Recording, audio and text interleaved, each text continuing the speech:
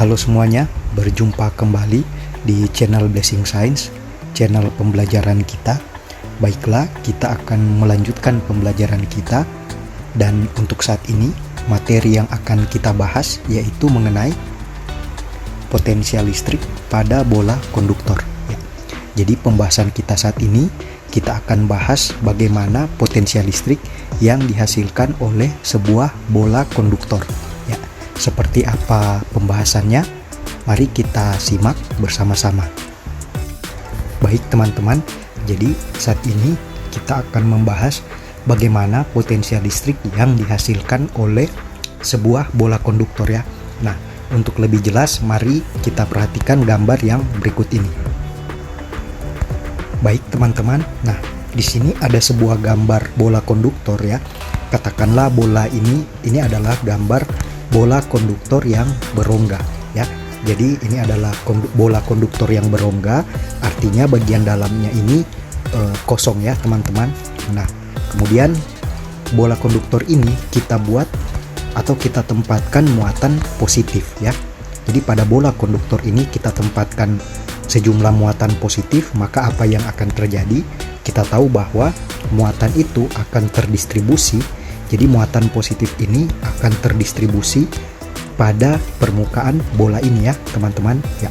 Jadi saya sudah membahasnya pada video saya tentang medan listrik pada konduktor. Jadi jika konduktor itu kita tempatkan sejumlah muatan atau kita taruh sejumlah muatan, maka yang terjadi adalah muatan tersebut akan tersebar ke seluruh permukaan konduktor. Ya, berarti sama seperti ini. Jadi muatan positif yang kita taruh pada bola konduktor ini, maka otomatis muatan positif ini akan tersebar di seluruh bagian permukaan bola. Nah, apa yang terjadi dengan bagian dalam bola? Nah, kita sudah pelajari juga bahwa bagian dalam bola ini medan listriknya itu sama dengan 0 ya. Jadi medan listrik di bagian bola, di bagian dalam bola itu sama dengan 0 ya. Jadi tidak ada medan listrik yang dihasilkan di bagian dalam. Karena apa? Karena muatan ini terdistribusi hanya pada permukaan konduktor. Jadi medan listrik itu hanya dihasilkan di luar dari permukaan bola ini. Di bagian dalam bola ini medan listriknya sama dengan 0. Ya, baik. Nah, sekarang karena kita membahas mengenai potensial listrik yang dihasilkan oleh bola konduktor, maka pertanyaannya sekarang adalah bagaimana dengan potensial listrik yang dihasilkan oleh bola konduktor ini? Jadi kalau di bagian dalam bola ini medan listriknya sama dengan 0, apakah potensial listriknya itu sama dengan 0? Nah, jadi pertanyaan ini akan kita coba jawab bersama-sama ya teman-teman.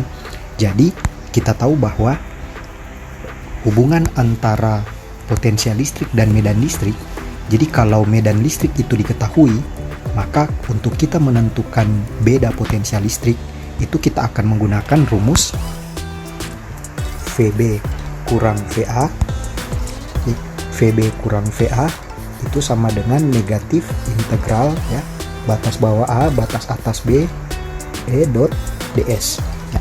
Jadi teman-teman, kalau medan listrik itu kita ketahui, maka untuk menentukan beda potensial antara dua titik itu kita menggunakan rumus atau persamaan yang ini ya teman-teman. Nah, sekarang di sini di bagian dalam ini kita tahu bahwa medan listrik itu sama dengan 0. Jadi kalau medan listriknya sama dengan 0, maka rumusnya akan jadi seperti ini ya. Berarti ini VB kurang VA itu sama dengan 0 ya. Maka dari sini kita bisa simpulkan bahwa VB sama dengan VA ya. Jadi kalau medan listriknya sama dengan 0 di bagian dalam bola, maka kita simpulkan adalah VB sama dengan VA. Nah, ini artinya apa teman-teman? Artinya adalah, jadi artinya ini ya teman-teman, potensial listrik pada setiap titik di dalam bola adalah sama ya. Sekali lagi, untuk VB itu sama dengan VA, ini artinya adalah potensial listrik pada setiap titik di dalam bola adalah sama. Jadi meskipun di dalam bola itu medan listriknya nilainya sama dengan 0, tetapi potensial listriknya tidak sama dengan 0. Namun setiap titik di bagian dalam bola sampai pada permukaan bola ya teman-teman, ini memiliki potensial listrik yang nilainya sama. Jadi kalau bisa saya gambarkan seperti ini ya teman-teman. Jadi misalnya ini sebuah permukaan ekipotensial ya. Nah, jadi kemudian ini ada permukaan ekipotensial yang lain ya, seperti ini ya teman-teman. Maka titik yang ini, katakanlah ini titik A, kemudian titik yang ini. Jadi ini dua buah titik yang ada pada permukaan ekipotensial yang berbeda, namun memiliki nilai potensial yang sama teman-teman. Artinya kalau kita taruh muatan di dalam konduktor ini, maka dari titik A untuk bergerak ke titik B itu tidak butuh usaha ya. Kenapa? Karena potensialnya sama. Sekali lagi teman-teman, jadi di dalam bola ini meskipun medan listriknya sama dengan 0, tetapi potensial listriknya itu tidak sama dengan 0, tapi memiliki nilai tertentu, dan nilai yang dimilikinya untuk setiap titik itu adalah sama. Jadi untuk titik yang A pada sebuah permukaan ekipotensial dan titik B pada permukaan ekipotensial yang lain, itu nilai potensial listriknya sama ya.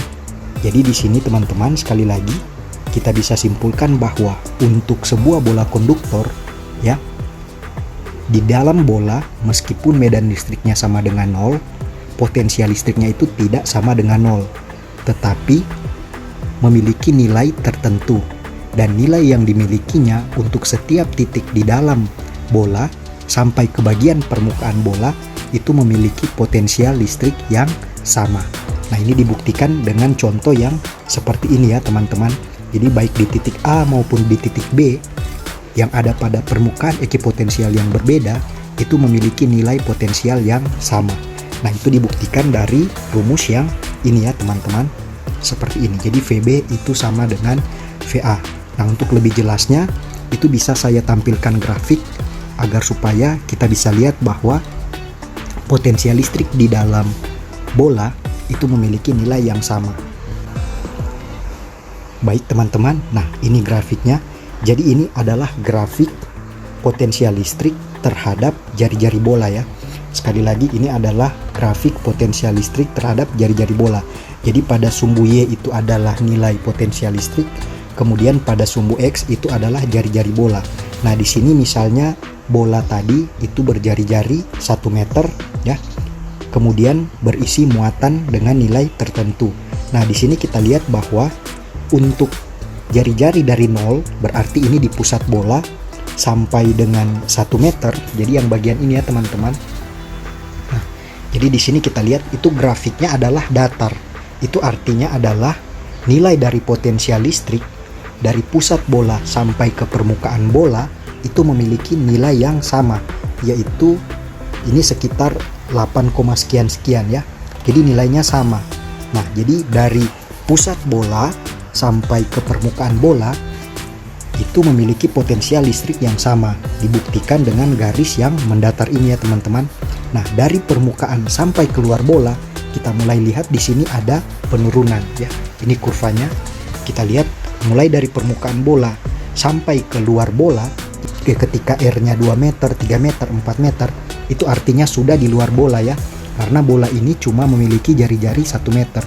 Maka di sini kita lihat potensial listriknya mulai mengalami penurunan sesuai dengan rumus yang ada, yaitu V sama dengan 1/4pi epsilon 0 Q per R.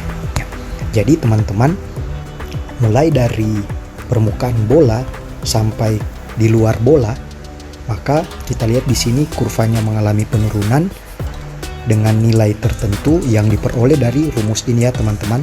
Jadi V sama dengan 1/4pi epsilon 0 Q per R. Nah, di bagian dalam bola juga potensial listriknya itu kita peroleh dengan menggunakan rumus ini teman-teman. Jadi rumus yang ini itu berlaku untuk di dalam bola dan juga untuk di luar bola ya. Jadi V sama dengan 1/4pi epsilon 0 Q per R itu berlaku untuk bagian dalam bola juga untuk R yang di luar bola, di mana Q ini adalah muatan total yang ada pada permukaan bola. Seperti itu ya teman-teman.